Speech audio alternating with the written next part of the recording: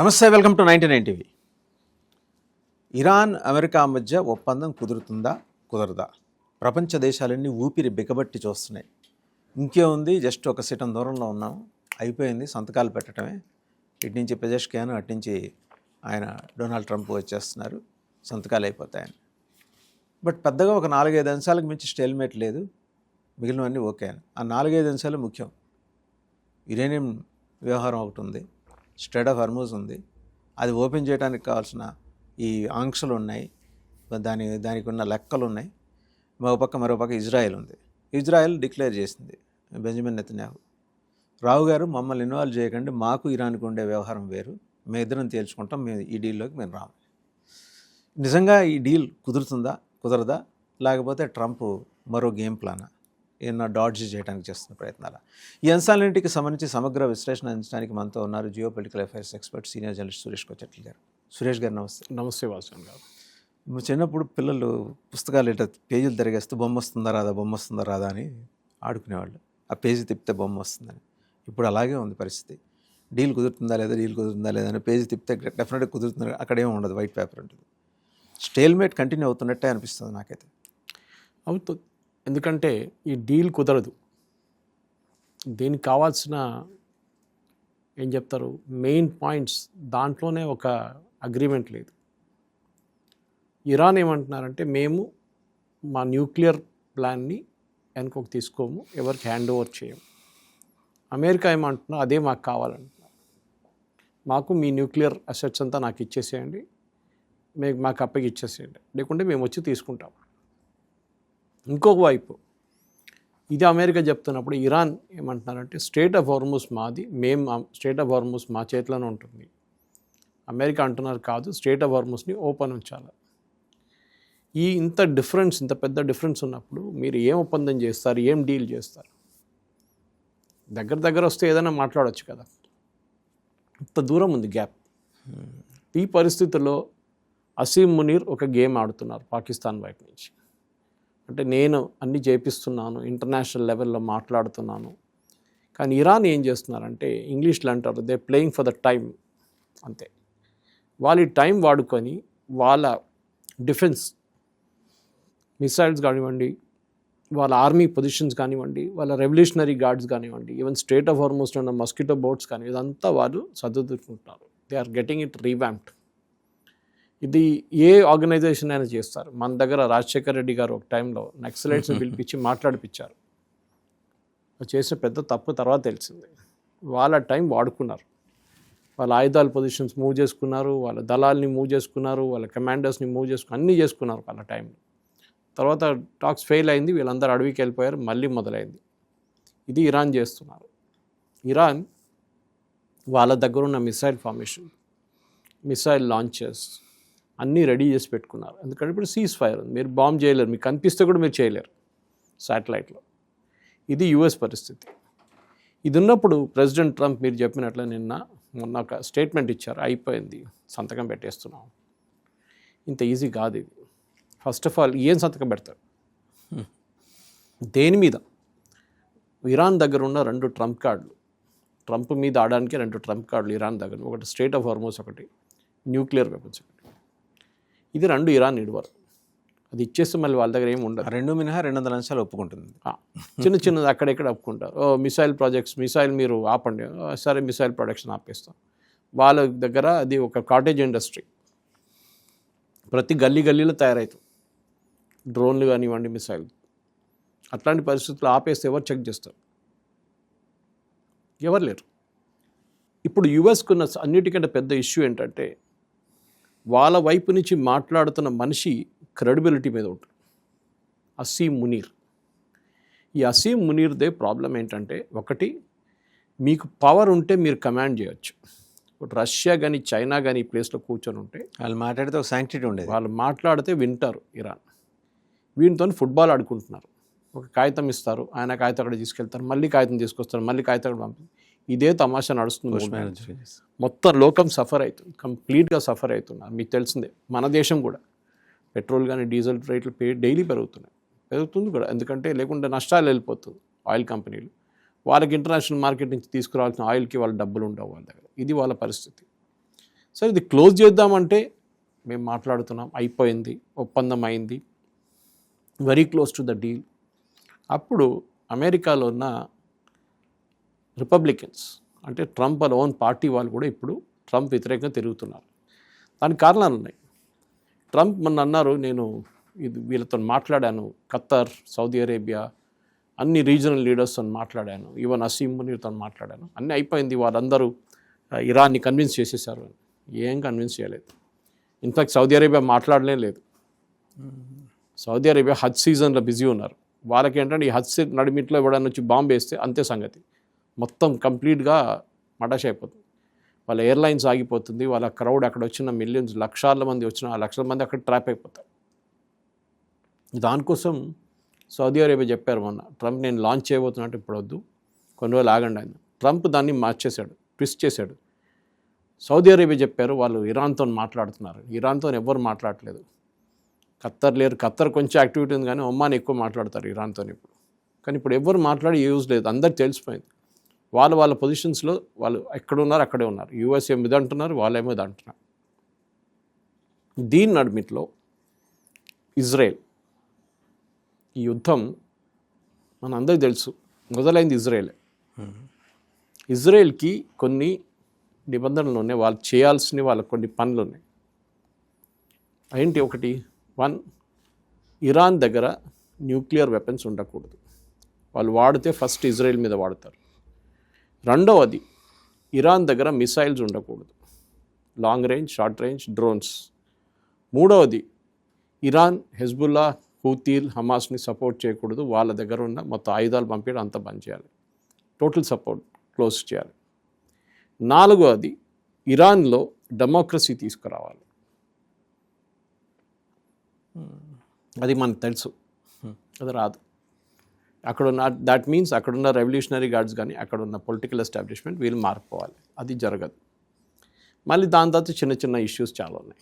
Okay, కానీ main ఇది regime చేంజ్తో మొదలైంది. వాళ్ళ లీడర్ని చంపారు 28th ఫిబ్రవరి, సుప్రీం లీడర్ని చంపిన తర్వాత వీళ్ళేమనుకున్నారు, ఇమ్మీడియట్గా అక్కడ లీడర్షిప్ చేంజ్ వస్తుంది. మీరు ఒక పేరు వినుంటారు, అహ్మదీనెజాద్. ఈయన ముందు ఇరానియన్ ప్రెసిడెంట్ ఉండే ఒక టైంలో. దాని తర్వాత ఆయనకి రెవల్యూషనరీ గార్డ్స్కి పడలేదు, ఈవెన్ ఖొమేనీకి పడలేదు, ఆయన బయట వచ్చేసాడు, రిజైన్ చేసేసాడు. ఆయన్ని వీళ్ళు జైల్లో పెట్టారు, అంటే హౌస్ అరెస్ట్లో పెట్టారు అప్పటి నుంచి revolutionary guards. So Israel plan ఏముందంటే, ఇప్పుడు బయటకు వచ్చింది, అది ఇజ్రాయెల్ అంటున్నారు, ఎస్ వీ ప్లాన్ దాట్. ఈయనని బయటికి తీసుకొచ్చి రిలీజ్ చేయాలి, ఈయనని లీడర్గా కూర్చోబెట్టాలి అక్కడ. కానీ బయట అట్లా తీసుకొస్తారు, మొత్తం రెవల్యూషనరీ గార్డ్స్ వీళ్ళని సరౌండ్ చేసుకొని ఆయన హౌస్ అరెస్ట్లో పెట్టారు. తీసుకురావాలంటే బయటికి ఆయన కాంపౌండ్ని బాంబ్ చేశారు ఇజ్రాయెల్. చాలా పెద్ద ఇల్లు అంట. సో అక్కడున్న రెవల్యూషనరీ గార్డ్స్ ఎవరెవరో బయట ఉన్నారో వాళ్ళని చంపడానికి ఇజ్రాయెల్ బాంబ్ చేశారు. కానీ ఆ బాంబులు మనకు తెలుసు, ఎయిర్ నుంచి పడినప్పుడు ఇంత పెద్ద బిల్డింగ్ ఉన్నా కానీ అక్కడిక్కడ డ్యామేజ్ జరుగుతుంది. ఈయనకి ఇంజరీ అయింది, Ahmadinejad got injured in the process. ఆయన కోపం వచ్చింది, నేను అగ్రీ చేశాను ఇంత రిస్క్ తీసుకొని మీతో వస్తానని చెప్పి నా మీద బాంబు వేస్తారా అని. ఈ గాట్ డిసల్యూషన్ అంటున్నారు, ఆయన యూజ్ చేసిన వర్డ్. ఇప్పుడు నాకు ఇంట్రెస్ట్ లేదు, ఇప్పుడు మీరు కావాలంటే కూడా నేను కాను, నేను నా మీద బాంబు వేస్తారు, నేను చనిపోతుండే, దానికన్నా బెటర్ వీళ్ళతో ఉండడం నాకు బెటర్ అని చెప్పి ఆయన పక్కనకి వెళ్ళిపోయాడు. ఇజ్రాయెల్ ఇప్పుడు అది చేయలేకపోయారు, లేకుంటే 3వ రోజు జరగాలి ఉండేది, యాక్చువల్లీ జరగలేదు. ఇప్పుడు మనం 3 నెలలకు వచ్చేస్తున్నాం ఆల్మోస్ట్. ఈ 3 నెలల్లో ఏం జరిగింది అని అనలైజ్ చేస్తే, స్టేట్ ఆఫ్ హార్మస్ ముందు ఓపెన్ ఉండే, దాన్ని మళ్ళీ ఓపెన్ చేసి నేనే ఓపెన్ చేయించానని ట్రంప్ చెప్పడం ఏంటి? స్టేటస్ కో యాంటీ, ఎక్కడేముండే అదే అట్లనే ఉండే, దాన్ని మళ్ళీ ఇరాన్ నుంచి మీరు తీసుకొస్తే కూడా that be a big victory for you అని అనుకోకూడదు, అది ముందే ఓపెన్ ఉండే. ఇన్ఫ్యాక్ట్ ఇరాన్ ఒక గేమ్ ఆడుతున్నారు ఇంకోటి, వాళ్ళు మొన్న ఒమాన్లో వెళ్ళి ఒమాన్ లీడర్తో కలిశారు. ఎందుకంటే ఈ స్ట్రేట్ ఆఫ్ హార్మస్ ఒకవైపు ఇరాన్ ఉంటే ఇంకోవైపు ఒమాన్ ఉన్నారు. వెళ్ళి ఒమాన్తో మాట్లాడి చెప్పారు, మన ఇద్దరు కలిసి టోల్ కలెక్ట్ చేసుకుందాం, మీరు మీ వైపు మీరు మా అక్కడ వెళ్తున్న షిప్లు మీరు కలెక్ట్ చేసుకుని ఇక్కడి నుంచి. ఒమాన్ ఏం చెప్పలేదు, ఎందుకంటే ఒమాన్ తెలుసు దాని కాంప్లికేషన్ ఏముంటుందని. ఇన్ఫ్యాక్ట్ నిన్న మార్కో రూబియో ఇండియాలో ఉండి నిన్న ఒక మాట అన్నాడు ఢిల్లీలో, ఈ స్ట్రేట్ ఆఫ్ హార్మోస్ని మనం అలౌ చేస్తే, ఇట్లాంటి టోల్ గీలు అలౌ చేస్తే, లోకంలో ఇంకా 5-6 చోట్ల ఉన్నాయి ఇట్లాంటిది, అక్కడ వాళ్ళు చేస్తారు. డెఫినెట్గా మలక్కా స్టేట్ దగ్గర మనం కూడా చేయొచ్చు. కరెక్ట్. రేపు మలకా స్ట్రేట్స్ వైపు మనం పెట్టేస్తే కంప్లీట్ ఇండియన్ ఓషన్ నుంచి వెళ్ళే షిప్పులన్నీ ఆగిపోతాయి. చైనా వాడు ఎక్కువ పే చేయాల్సి ఉంటుంది. చైనా వాడు అక్కడి నుంచి వెళ్తాడు. సో ఏమవుతుంది మళ్ళీ? So we cannot allow it to happy. So అదొక లాజిక్ ఒకటి. సో అటువైపు ఇజ్రాయెల్ ఏమంటున్నారంటే, మాతో ఫస్ట్ ట్రంప్ మాట్లాడి నేను ఇట్లా ఒప్పందం చేయడానికి వెళ్తాను. నెటన్యాహు చెప్పారు అది కాదు. ఓకే, ఫస్ట్తో ఇక్కడ మెయిన్గా ఇజ్రాయెల్ ఏమన్నారంటే, మా వైపు నుంచి మేము కొన్ని కమిట్మెంట్స్ ఇచ్చాం మా ప్రజలకి. బెంజమిన్ నెటన్యాహు ఈ యుద్ధం మొదలైనప్పుడు ఫస్ట్ డే అడ్రస్ చేశారు ఇజ్రాయేలీ సిటిజన్స్ని. మేము ఏం చేయబోతున్నాం, ఒక ప్లాన్ వేశారు ఆయన. ఫస్ట్ ఇరాన్లో రెజీమ్ చేంజ్ తీసుకొస్తాము, అంటే ఇరాన్లో ఉన్న రెవల్యూషనరీ గార్డ్స్ కానీ ముల్లాలు కానీ వీళ్ళని తీసి పక్కన పడేసి కొత్తగా రెజీమ్ తీసుకొస్తాం. రెండవది, ఇరాన్ దగ్గర ఉన్న మిసైల్ ప్రోగ్రామ్ని ఆపేస్తాం, మొత్తం కంప్లీట్గా ధ్వంసం చేస్తాం. మూడవది, ఇరాన్ దగ్గర ఉన్న న్యూక్లియర్ అసెట్స్ అన్ని బయటికి తీసుకొచ్చేస్తాం, ఇరాన్ న్యూక్లియర్ వెపన్స్ డెవలప్ చేయకూడదు. 4-5 చిన్న చిన్న పాయింట్లు ఉన్నాయి. ఇప్పుడు బెంజమిన్ నెటన్యాహు మీద ప్రెషర్ ఉంది, ఇదేం సాధించలేకపోయాడు. వాళ్ళు ఒంటరిగా చేస్తే ఇప్పుడు దాకా అయిపోతుండేదంతా, కానీ వాళ్ళని చేయనీయట్లేదు యుఎస్. ఏమైనా అంటే అరే గల్ఫ్లో మీరు మాట అన్నారు, వాళ్ళు ఒంటరిగా చేస్తుంటే అయిపోయి ఉండేదని. నిజంగా వాళ్ళు ఆర్ దే కేపబుల్ అంటే కేపబుల్ ఆఫ్ ఇట్. నెటన్యాహు మొన్న ఒక ఇంటర్వ్యూలో చెప్పారు, 60 Minutes CBS ఇంటర్వ్యూలో. ఆయన అడిగారు ఇంటర్వ్యూయర్, అక్కడ యురేనియం ఉందని మీకు తెలుసా? తెలుసు, మాకు తెలుసు ఎక్కడ ఉంది. మళ్ళీ మీరు వెళ్ళి తీసుకుంటారా అంటే, తీసుకుంటాం కావాలంటే, మాకు ప్రాబ్లం ఏం లేదు, మాకు తెలుసు ఎట్లా తీయాలని. వాళ్ళే అంటారు తీసుకెళ్ళమంటే, అది కూడా చేయొచ్చు మేము కాబట్టి, రెండు వైపులు చేయొచ్చు. సో ఇజ్రాయెల్లో ఇప్పుడు ఎలక్షన్ వస్తుంది, ఈయనకి ఎంత మిడ్ టర్మ్ వస్తుంది దానికన్నా ముందు ఇజ్రాయెల్కి వస్తుంది. అక్కడ దాంట్లో నెటన్యాహు మీద లాస్ట్ 10 రోజుల నుంచి చాలా ఎక్కువ ప్రెషర్ అయిపోయింది, ఎందుకంటే నెగటివ్గా అయిపోయింది క్యాంపెయిన్ అంతా.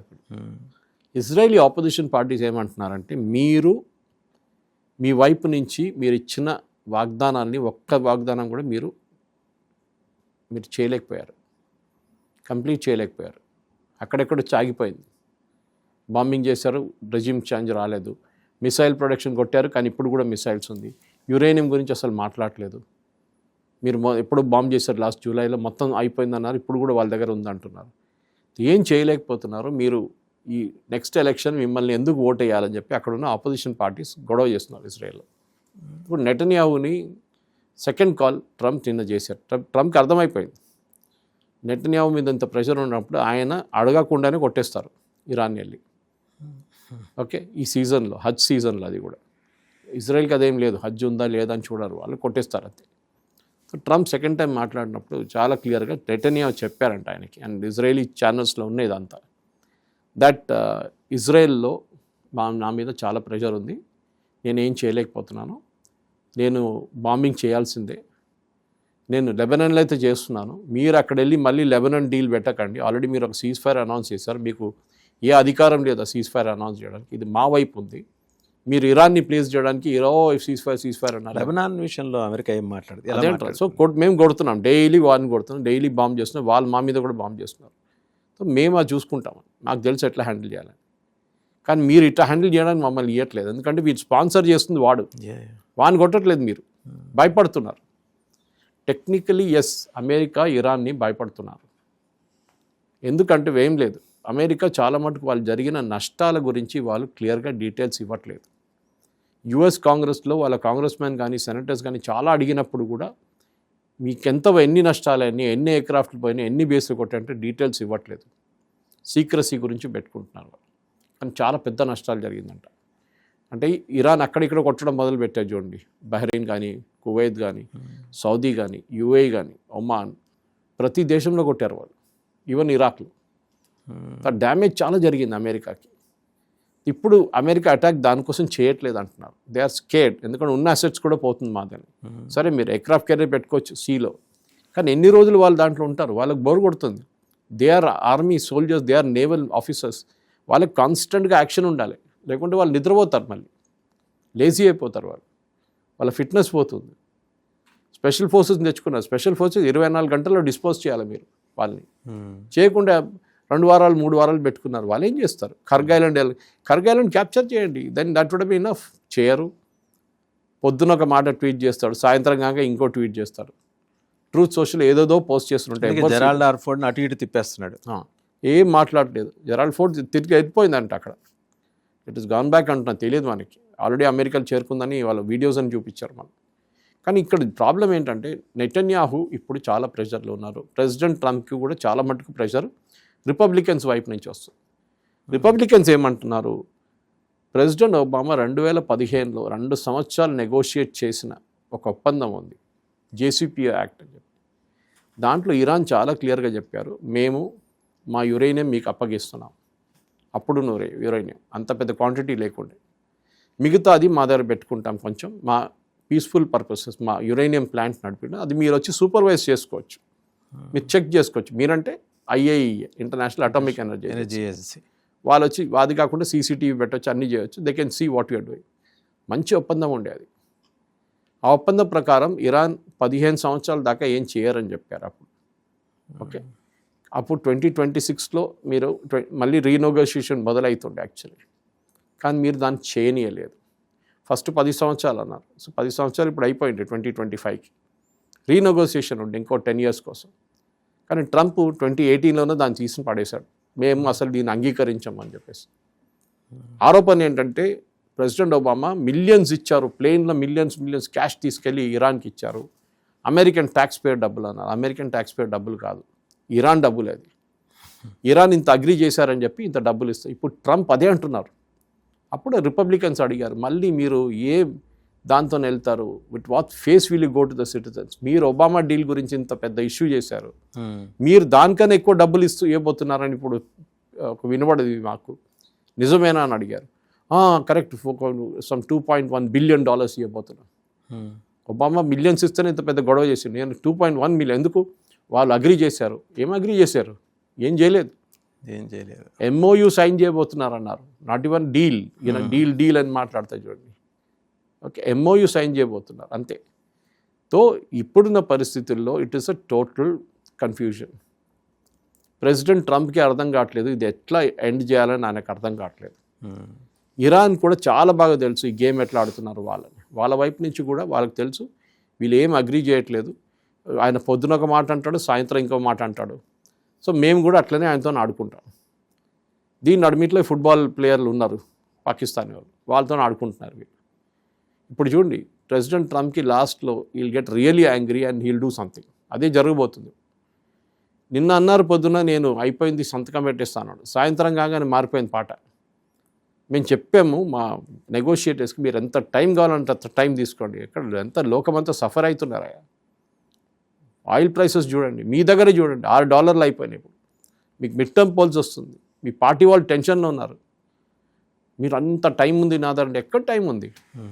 You have to sort it out. ఇవాళ స్ట్రేట్ ఆఫ్ హార్మజ్ అయిపోయింది సార్, ఇంకా జూన్ జూలై ఆగస్ట్ 4 నెలలు ఉంది. ఇదే ఈవెన్ మీరు స్ట్రేట్ ఆఫ్ హార్మజ్ ఇవాళ ఓపెన్ చేస్తే కూడా దీని ఇంపాక్ట్ 6 నెలల దాకా ఉంటుంది. ఇప్పుడు టక్మని నార్మాలిటీ రిస్టోర్ అయ్యేప్పటికీ నార్మాలిటీ 3 నెలలు పడుతుంది కానీ మినిమం. ఎందుకంటే రిఫైనరీ కొట్టారు, దాన్ని రిపేర్ చేయాలి. ఆయిల్ వెల్స్ కొట్టారు, ఆయిల్ వెల్స్ని రిపేర్ చేయాలి. చాలా మట్టుకున్నాయి. నిజాలు చాలా బయటికి రాలేదు. డ్యామేజ్ జరిగిందంతా చెప్పరు కూడా ఎవరు, గల్ఫ్ నేషన్స్. ఎందుకంటే వాళ్ళకున్న మార్కెట్ షేర్ పోతుంది అట్లా. సో ఈ పరిస్థితుల్లో ఇప్పుడు ట్రంప్ ఏం చేయలేకపోతున్నాడు. పాటలు అంటే పెద్ద పెద్ద మాటలు అంటాడు, ఇరాన్ని అది చేస్తాను, ఇరాన్ ఇది చేస్తానని. ఈయనకి ఒక ఆయన పార్టీ వాళ్ళే ఇప్పుడు లైట్ తీసుకుంటున్నారు అని. ఈయన చెప్పిన చేయడు. ఓకే, ఎవ్రీ ట్యూస్డే ఒక కొత్త థియరీ తీసుకొస్తాడు. లేకుంటే స్టాక్ మార్కెట్ ఓపెన్ అయ్యి క్లోజ్ అయ్యే ముందు ఇంకో థియరీ తీసుకొస్తాడు, ఇంకో మాట అంటాడు. ఆయనకు ట్యూస్డే ప్రెసిడెంట్ కదండి. అది ఇంకోటి, ఆయన వాళ్ళ ఫ్యామిలీ వాళ్ళు ఇన్వెస్ట్ చేస్తున్నారు డబ్బులు స్టాక్ మార్కెట్లో. ఈయన చెప్పిన దాని ప్రకారం వాళ్ళు దానికన్నా ముందు స్టాక్స్ కొంటున్నారు, లేకుంటే అమ్మేసుకుంటున్నారు. It's insider trading. అంతే కదా, పెద్ద క్రిమినల్ యాక్ట్. దాన్ని ఇన్వెస్టిగేషన్ సపరేట్ నడుస్తుంది. ఇదంతా ఉన్నప్పుడు కూడా వాసుదేవన్ గారు, ఎంటైర్ వరల్డ్ ఇస్ సఫరింగ్. అది అర్థం చేసుకుంటలేరు వీళ్ళు. ప్రతి దేశం, మనదైతే ఓకే వీఆర్ ఎట్లనో మేనేజ్ చేసుకుంటున్నాం, మనది కూడా దారుణం ఉంది పరిస్థితి ఇప్పుడు, బ్యాలెన్స్ ఆఫ్ పేమెంట్స్. మీరు ఆఫ్రికన్ నేషన్స్ గురించి ఆలోచించండి, సౌత్ ఈస్ట్ ఏషియన్ నేషన్స్ గురించి, శ్రీలంక గురించి ఆలోచించండి, బంగ్లాదేశ్ గురించి. హారబుల్ స్టేట్లో ఉన్నారు వాళ్ళందరూ. మీరు ఎట్లయినా యుద్ధం ఫినిష్ చేయండి. కానీ ఈయనకు ప్రాబ్లం ఈగో. నేను వెళ్ళిపోతే నేను ఓడిపోయినా అని చెప్పి డెమోక్రాట్స్ వాళ్ళందరూ వస్తారు, నా ఇంట పడతారు, రేపు నేను గెలిచిందని చూపించాలి, నేను వెళ్ళి క్యూబా పట్టుకుంటాను. క్యూబాతో ఏంటి సంబంధం అండి? ఇప్పుడు ఇది డైవర్షన్, అటెన్షన్ డైవర్షన్ అదే, అంటారు. అంటే రాజ్య విస్తరణ కాంక్ష ఇది, అంతకుమించి ఇంకోటి లేదు. అండ్ అక్కడికి వెళ్ళి ఆయన్ని గెలిచి కూడా సాధించేది ఏమి ఉండదు. నేను గెలిచాను కదా, అక్కడ అందరు మర్చిపోతారు అనుకుంటున్నారు ఇరాన్ గురించి.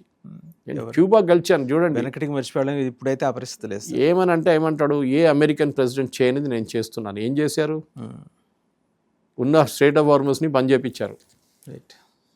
ఇరాన్ పాత అగ్రిమెంట్ సైన్ చేశారు, అగ్రిమెంట్ బాగుందని అందరు ఇప్పుడు అంటున్నారు. మీరేమంటారు, దానికన్నా మంచి అగ్రిమెంట్ మేము సైన్ చేయబోతున్నాం. ఎక్కడ ఏ మంచి అగ్రిమెంట్ దానికన్నా చెప్పండి. ఏం చేయలేరు. సో ఈయన మీద ఒక క్రెడిబిలిటీ ఫ్యాక్టర్ వచ్చేసింది. వాసుదేవన్ గారు క్రెడిబుల్ కాదు ఈయన. ఆయన మాట ఆయన పార్టీ వాళ్ళు, ఈవెన్ స్టేట్ డిపార్ట్మెంట్లో కూడా వాళ్ళు పట్టించుకోవట్లేదంట. ఈయన ఏదో అంటాడు పొద్దున, సాయంత్రం అంటాడు. మొన్న అన్నాడు, నా కొడుకు పెళ్ళికి కూడా వెళ్ళాను నేను, ఎందుకంటే అంత పెద్ద ఇంపార్టెంట్ పనులు ఉన్నాయి. సో అందరూ అనుకున్నారు సరే ఇవాళ బాంబు పడతలే అని. ఏం జరగలేదు. మనం చూసాం దీనికన్నా ముందు ఎన్నోసార్లు నేను బాంబు వేసిస్తానంటాడు, మళ్ళీ సాయంత్రం కాగానే కాదు ఖత్తర్ వాళ్ళు చెప్పారు, యుఏఈ వాళ్ళు చెప్పారు, యూనో సౌదీ అరేబియా చెప్తే నేను ఆపేశాను, లేకుంటే ఇప్పుడే నేను బాంబు వేస్తున్నాను. పులొచ్చింది కేసు ఇది. ఇప్పుడు ఉన్న పరిస్థితుల్లో ట్రంప్కి ఇప్పుడు నెగోషియేటింగ్ టీమ్కి చాలా మటుకు వీళ్ళ ప్రాబ్లం ఏంటంటే థర్డ్ పార్టీ నెగోషియేషన్. అది ఎప్పుడు వర్కౌట్ కాదు. నేరుగా అక్రాస్ ద టేబుల్ కూర్చొని మాట్లాడుకుంటే అయిపోతుంది కదా. అక్కడి నుంచి పెజెష్కైనా వస్తాడు, లేకపోతే అంతే. మ్యాక్సిమం మీరు నో అంటారు అంతే కదా, వర్కౌట్ చేస్తారు, ఫినిష్డ్. దాని బదులు పాకిస్తాన్ పెట్టుకొని ఇక్కడి నుంచి పేపర్ అక్కడ, అక్కడి నుంచి పేపర్ ఇక్కడ. వాడేమంటాడు, దీంట్లో 10 ఉందంటే మరి నా దగ్గర వచ్చిన 8 అయిపోయింది అంటాడు. అసలు అమెరికా అంటే ఇప్పుడు నవ్వుతున్నారు లోకం మొత్తం. అంటే ఇది ఏం ప్రెసిడెంట్ రా నాయన మీరు తీసుకొచ్చి.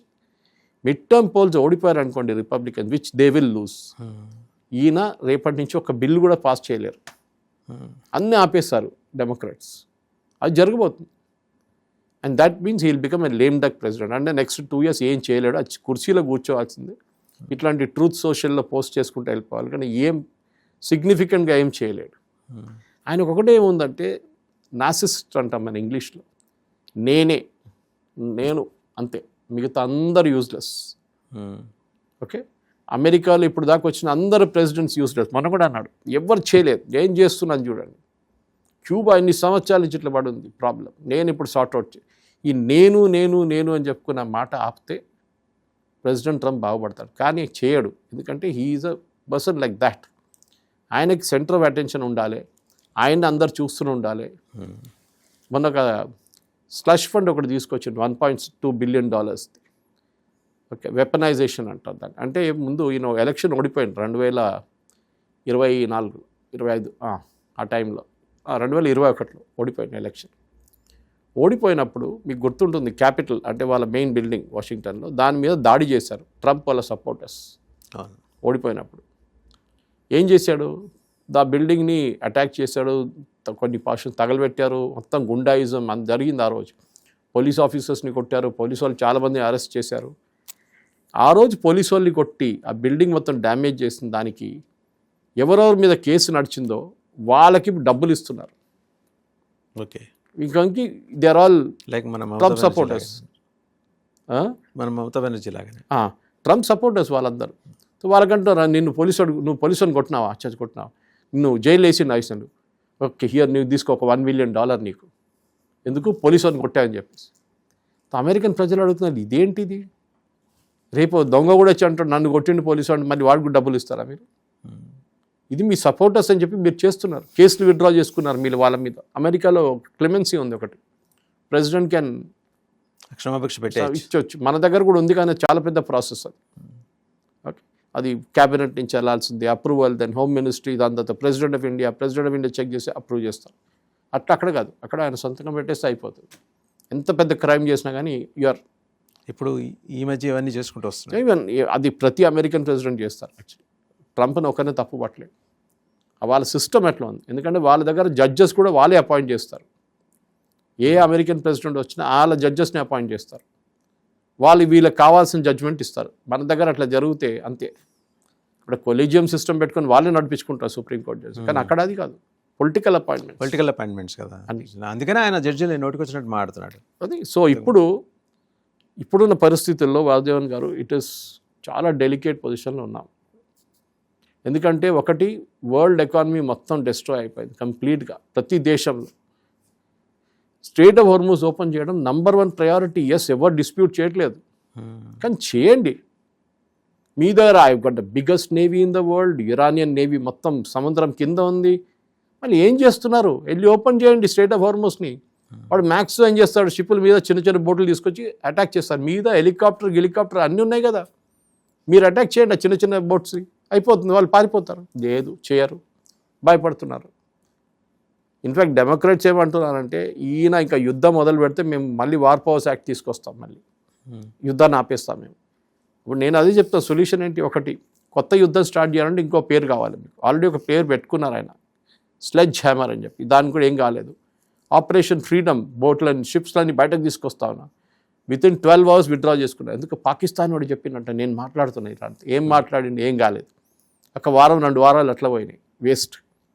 ఇది ఒక గేమ్ ఆడుతున్నారు ఇరాన్ తెలుసు వాళ్ళు, they are not in a hurry.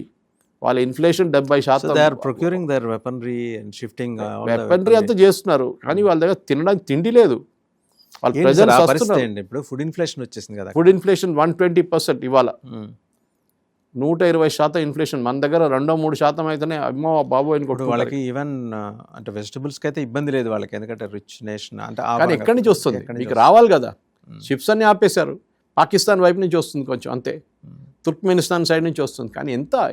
This a huge nation, 90 million people. It's not a small nation. కువైతో, బహరీనో, ఖత్తర్ కాదు ఇది. ఖత్తర్ ఎంత?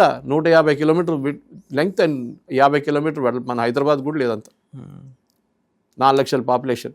మన దగ్గర వార్డులో ఉంటుంది జిహెచ్ఎంసీలో. ఇది వీళ్ళ ప్రాబ్లం. సో అమెరికా చేయాల్సింది వాక్ యువర్ టాక్ అంటారు ఇంగ్లీష్లో. మీరు ఇంత పెద్ద పెద్ద మాటలు అంటారు, best air force in the world, best navy in the world, best army. ఏం చేసుకుంటున్నారు వాళ్ళు పెట్టి? డిస్ప్లే కోసం పెట్టుకున్నారా? వాళ్ళని యూజ్ చేయండి. ఆ స్ట్రెయిట్ ఆఫ్ హార్మూజ్ని ఓపెన్ చేయండి. ఇరాన్కి ఒకటే లాంగ్వేజ్ తెలుసు, లాంగ్వేజ్ ఆఫ్ బాంబింగ్. వాళ్ళు భయపడుతుంది అదొకటే. కరెక్ట్, వాళ్ళు కొడతారు, వాళ్ళు అక్కడిక్కడ మిసైల్ కొడతారు, వాళ్ళని కొట్టండి. మళ్ళీ ఇజ్రాయెల్ చెప్తే వాళ్ళు చేపిస్తారు, మీరు చేయక్కర్లేదు. పక్కన నిలబడి చూడొచ్చు మీరు. Israel will do it for you. Israel అలో చేయట్లేదు కదా. అలో చేయట్లేదు, అదే కదా. నెటన్యాహుకు అదే కోపం వస్తుంది. అక్కడ ఉన్న ఆపోజిషన్ లీడర్స్ అదే అంటున్నారు. అమెరికన్ ప్రెసిడెంట్ ట్రంప్ మమ్మల్ని అమ్మేసుకున్నాడు ఈ అరబ్ నేషన్స్ కోసం. వాళ్ళందరూ వాళ్ళు సెల్ఫిష్ మోటివ్ చూసుకుంటున్నారు. సౌదీ అరేబియా ఉండి, ఖతర్ ఉండి, బహ్రెయిన్ ఉండి, కువైత్, ఎవరైనా కానివ్వండి. Now we have to finish them of. మీరు అటాక్ చేయాల్సిందే. ఆ చేయాల్సిన అటాక్ మీరు అదే రోజు చేయాలండి.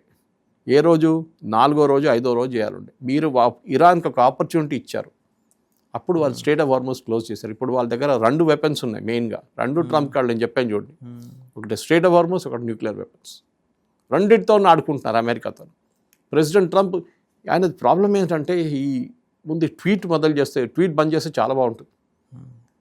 చేస్తూనే ఉంటాడు. నేను ఒక AI జనరేటర్ ఇమేజ్ పెట్టాడు, ఏదో ఒక ఇరానియన్ నేవీ షిప్ని కొడుతున్నాను చూడండి అని చెప్పేసి. వాళ్ళ నేవీ లేదని మీరే చెప్పారు, మళ్ళీ ఇక్కడ నుంచి కొడుతున్నారు న్యూ. అది కూడా AI జనరేటెడ్ ఇమేజ్. ఏంటి మీరు అమెరికన్ ప్రెసిడెంటా, లేకుంటే ఒక ఆఫ్రికన్ నేషన్లో ఒక ఏదో ఆర్మీ కూలో పైకి వచ్చిన నేషన్ లీడరా? అర్థం కావట్లేదు. ప్రజలు మీ మీద నవ్వుతున్నారు. 71%, 72% మంది ఈ వార్ని అపోజ్ చేస్తున్నారు. మీరు ఎట్లయినా క్లోజ్ చేయండి. వాడు యురేనియం ఇవ్వకపోతే పోనీ ఇజ్రాయెల్ దగ్గర చెప్పాలి, నువ్వు చూసుకో బాబు, మేము పోతున్నాం, మాకు తెలియదు. అది కాకుండా అవుతుంది, సంతకం అవుతుంది, వాళ్ళు వచ్చారు, రూమ్ బయట వచ్చారు, మేము ఇక్కడ ఉన్నాం, వాళ్ళు అక్కడ ఉన్నారు. ఏం జరిగింది? నథింగ్. అండ్ దిస్లో I'm telling you the biggest fraud దీంట్లో ఈజ్ అసీమ్ మునీర్. ఓకే, మొన్న అసీమ్ మునీర్ ఇంకా మిగతా లీడర్స్ అని మాట్లాడని చెప్పారు ప్రెసిడెంట్ ట్రంప్. ట్వీట్ ఎవరు చేశారు తెలుసా? షబాజ్ షరీఫ్. ఏది? కరాచీలో కూర్చుని, ఇస్లామాబాద్లో కూర్చొని ఈ కాల్లో పార్టిసిపేట్ చేయని మనిషి ట్వీట్ చేస్తున్నాడు, ఓ వెరీ గుడ్ ప్రెసిడెంట్ ట్రంప్, మీరు చాలా మంచి పని చేశారని. అంటే అది యాజ్ ఇట్ ఈస్ కదా. అది ఉర్దూలో ఒక సేయింగ్ ఉంది, బేగానీకి షాదీ మే అబ్దుల్లా దీవానా అని చెప్పి. ఎవడదో పెళ్ళి, వాడు భారత్లో డ్యాన్స్ చేస్తున్నట్ట. ఇది అయిపోయింది షబాజ్ షరీఫ్ సంగతి. మీరు who are you? Pakistan role ఏంటి దీంట్లో? ఏం లేదు. ప్రెసిడెంట్ ట్రంప్ వాళ్ళు వాడుకుంటున్నారు, వాళ్ళు అర్థం చేసుకుంటలేరు. ఇది అయిపోయిందో కరేపాకు పడేస్తున్నాడు, పక్కన పడేస్తాడు వాడిని. నువ్వెవడు రా అని అంటాడు, రేపు who are you, I don't know అంటాడు. చూడండి, అదే జరగబోతుంది. ప్రెసిడెంట్ ట్రంప్ ఇంకా 2 సంవత్సరాలు ఉంటాడు, దాని తర్వాత వచ్చే ప్రెసిడెంట్ చూసుకుంటాడు ఈయన సంగతి. నువ్వు మాత్రం ఇంత పెద్ద గేమ్ ఆడావు, సౌదీ అరేబియాలో తీసుకెళ్ళి నీ ప్లేన్లను అక్కడ పెట్టుకున్నావు, 4,000 మంది సోల్జర్స్ అక్కడ పెట్టుకున్నావు, ఇరాన్ది 5 ఎయిర్క్రాఫ్ట్ మీద పడింది ఇస్లామాబాద్లో, అదేం చేస్తుంది అక్కడ? ప్రెసిడెంట్ ట్రంప్ వాళ్ళ ఎయిర్ ఫోర్స్ లేదంటాడు, 5 ప్లేన్లు అక్కడ పడి ఉన్నాయి, పాకిస్తాన్లో ఉంది. ఏమనంటే ఇరానియన్ లీడర్స్ అప్పుడప్పుడు వస్తున్నట్టు వాళ్ళకి ఎస్కాట్ కోసం పెట్టుకుని ఏం రోడ్డు మీద ప్లేన్లు నడిపిస్తారా మీరు ఎస్కాట్ కోసం? Most ridiculous example.